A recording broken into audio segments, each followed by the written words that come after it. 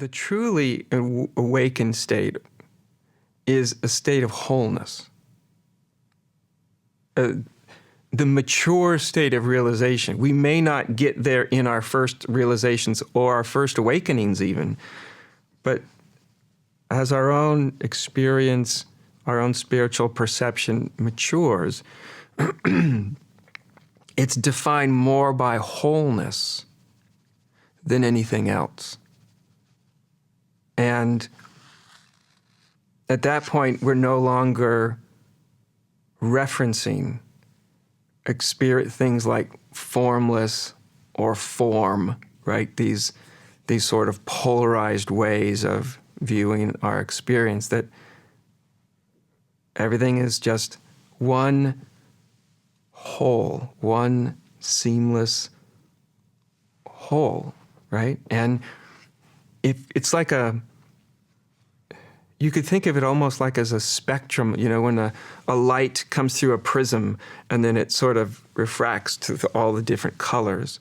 Now, when we're in a deep state of wholeness, if we were to look at the whole spectrum of being, yeah, you could find a sort of a spectrum of consciousness that's quite disembodied and formless. You could find another part of the spectrum which is very embodied, when you literally feel and experience that everything you see, taste, touch, and feel is the face of God, or your true nature, or as Ramana would say, the self, right? So when Ramana said there's only the self, that was his way of talking about wholeness, right? So you can go into the spectrum of that wholeness in the way that a prism can divide light into different spectrums of light. We can go into different spectrums or domains of experience, and some of those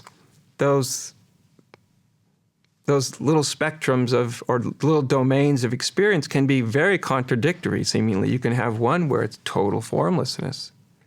The other one is when you see the face of God in every form you look at, right? Conceptually, those seem to be very, very different things, but actually they exist on a spectrum of being. The whole idea in the end of spiritual insight is to be able to experience as a whole, the whole spectrum, and all at once, right? So yeah, then there's formless, but it's not that you lose anything. You can still go, yeah, there's a dimension of this where you feel yourself to be a kind of awake nothingness. And there's another kind of way that there's experience yourself as all a form, or maybe like the universe, There are these different things, but they all exist simultaneously. The line that I often like to repeat, because it's the first time I found it many years ago, it was the most clear definition of my experience that I'd read at that time, but it's a very famous line from Nisargadatta: when I look inside and see that I'm nothing, that's wisdom, and when I look out and see that I'm everything, that's love. And between those two, my life turns. That was his way of talking about a wholeness. Basically, he's describing a paradox of being. It's like I can look this way and I'm nothing, and then I can look that way and I'm everything. And there's more to the spectrum too.